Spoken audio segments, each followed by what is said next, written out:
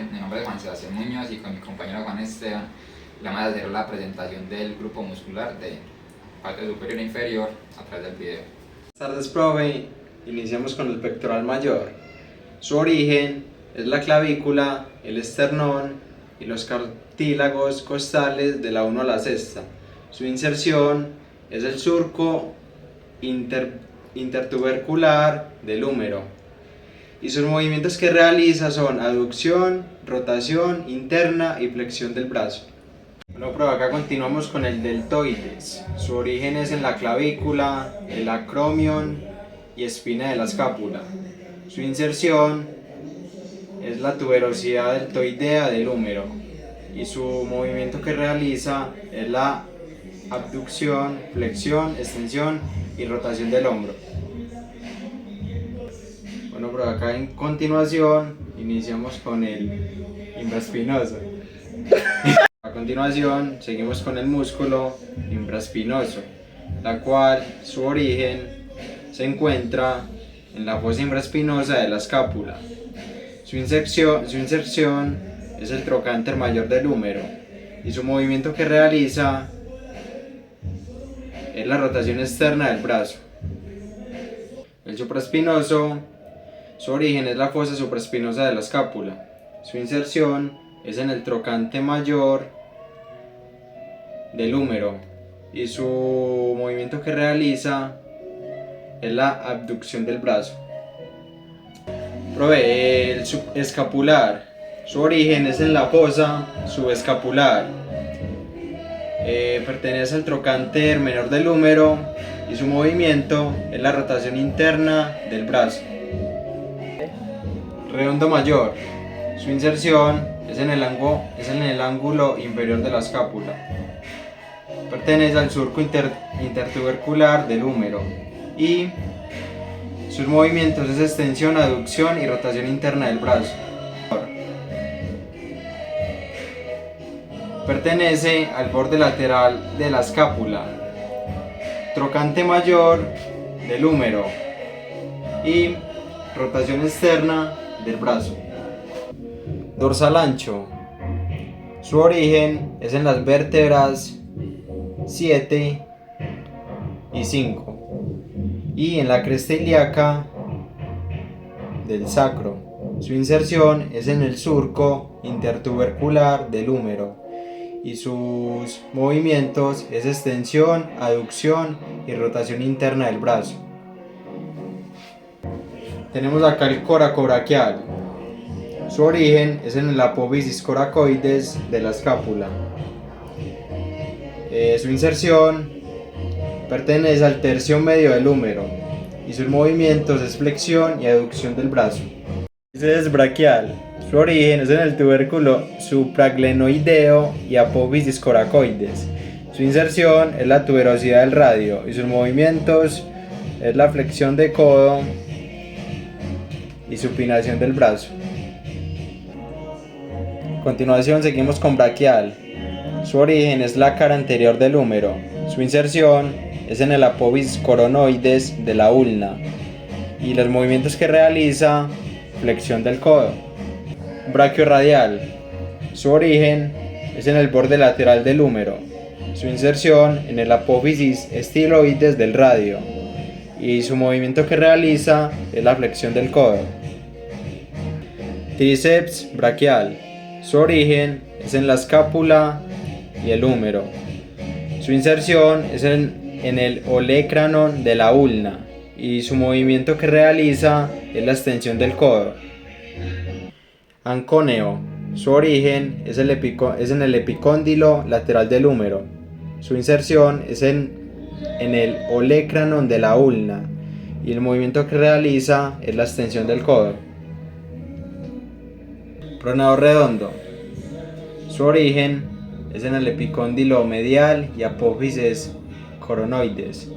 Su inserción es en la cara lateral del radio y el movimiento que se origina es la pronación del antebrazo. Pronador cuadrado. Su origen es en la cara anterior distal de la ulna. Su inserción es en la cara anterior distal del radio y su movimiento es la pronación del antebrazo. Flexor radial del carpo, músculo del antebrazo y mano. Su origen es en el epicóndilo medial del húmero. Su inserción en la base del segundo y tercer metacarpiano. Y su movimiento es flexión y abducción de la muñeca. Flexor cubital del carpo. Su origen es en el epicóndilo medial del húmero y olecranon. Su inserción es en el hueso pisiforme y quinto metacarpiano. Es flexión y aducción de la muñeca. Flexor superficial de los dedos. Su origen es en el epicóndilo medial y cara anterior del radio. Su inserción es en las falanges medias de los dedos 2 y quinto. Y su movimiento es flexión de dedos y muñeca. Flexor largo del pulgar. Su origen pertenece a la cara anterior del radio. Su inserción es en la falange distal del pulgar y su movimiento es la flexión del pulgar. Profe, en esta parte tenemos el flexor profundo de los dedos, que el origen se da en la cara anterior de la ulna y membrana interósea. Y la inserción es en las falanges distales de los dedos, del 2 al 5, y el movimiento que realiza es flexión de las falanges distales. Por este lado tenemos el palmar largo, que es el origen en el... Profe, en esta parte tenemos el flexor profundo de los dedos, que el origen se da en la cara anterior de la ulna y membrana interósea. Y la inserción es en las falanges distales de los dedos, del 2 al 5, y el movimiento que realiza es flexión de las falanges distales. En esta parte tenemos la parte inferior. Y vamos a hablar sobre el cuádriceps, que el origen se da en la espina ilíaca, anterior, inferior y fémur. Y la inserción es en la rótula y tuberosidad tibial, y el movimiento es extensión de la rodilla, flexión de cadera y recto femoral. Ahora estamos en el tensor de la fascia lata, que el origen es en la espina ilíaca anterosuperior. La inserción es en el tracto iliotibial y el movimiento es abducción, flexión y rotación interna de cadera. Ahora estamos en el sartorio, que es en el origen en la espina ilíaca anterior superior. La inserción es en la cara medial de la tibia y el movimiento es flexión, abducción, rotación externa de cadera y flexión de rodilla. Ya pasamos al aductor corto, que el origen es en la rama inferior del pubis. La inserción es en la línea áspera del fémur y la aducción de la cadera. También tenemos el aductor largo, que el origen es en el cuerpo del pubis. La inserción en la línea áspera del fémur y el movimiento es aducción de la cadera. Ahora tenemos el pectíneo, que el origen es en la rama superior del pubis. La inserción en la línea pectínea del fémur y el movimiento es aducción y flexión de la cadera. Acá tenemos el aductor magno. Su origen es en la rama isquiopúbica. Su inserción está en la línea áspera y tubérculo del aductor. Y su movimiento es aducción y extensión de la cadera. En esta parte nos encontramos con el bíceps femoral, que el origen se da en la tuberosidad isquiática y línea áspera del fémur. La inserción es la cabeza del peroné y el movimiento flexión de la rodilla, extensión de la cadera. Ya pasamos al semitendinoso, que el origen es en la tuberosidad isquiática, la inserción es en la cara medial superior de la tibia y el movimiento es flexión de rodilla y extensión de cadera. También tenemos al semimembranoso, que el origen es en la tuberosidad isquiática, la inserción es condilo medial de la tibia y el movimiento es flexión de rodilla, extensión de cadera. También tenemos al grácil, que el origen es en la rama inferior del pubis, la inserción en la cara medial de la tibia y el movimiento es aducción de cadera y flexión de rodilla. Por esta parte tenemos el popliteo, que el origen es en el condilo lateral del fémur, la inserción en la cara posterior de la tibia y el movimiento es flexión y rotación medial de la rodilla. En esta parte tenemos el gemelo, que el origen se da en la cabeza medial, que es condilio medial del fémur, y cabeza lateral, que es condilio lateral del fémur. La inserción es en el tendón calcáneo, llamado Aquiles, que se inserta en la cara posterior del calcáneo, y el movimiento es flexión plantar del pie y flexión de la rodilla. También tenemos al sóleo, que el origen se da en la cara posterior de la tibia y cabeza del peroné. La inserción es en el tendón calcáneo, que se inserta en la cara posterior del calcáneo, y el movimiento es flexión plantar del pie. En esta parte tenemos el peroneo largo, que el origen se da en la cabeza del peroné y la superficie lateral proximal del peroné. La inserción es en la base del primer metatarsiano y cuneiforme medial. El movimiento es eversión del pie y flexión plantar del pie. Ahora en el tibial anterior tenemos que el origen se da en la superficie lateral de la tibia y membrana interósea. La inserción es en la base del primer metatarsiano y cuneiforme medial, y el movimiento es en dorsiflexión del pie y inversión del pie. En esta parte tenemos el palmar largo, que el origen es en el epicondilio medial del húmero, y la inserción es aponeurosis palmar, y el movimiento que realiza es flexión de la muñeca. Listo, ya en esta parte vamos con el esplenio de la cabeza, que el origen se da en el ligamento nucal y apófisis espinosas de las vértebras C7 y T3, y la inserción se da en el apófisis mastoides del hueso temporal y tercio lateral de la línea nucal superior del occipital, y el movimiento es extensión, rotación y flexión lateral de la cabeza. Por otra parte está el esplenio cervical, que el origen es en el apófisis espinosas de T3 a T6, y la inserción es en el apófisis transversal de C1 a C3, y el movimiento es extensión, rotación y flexión lateral del cuello.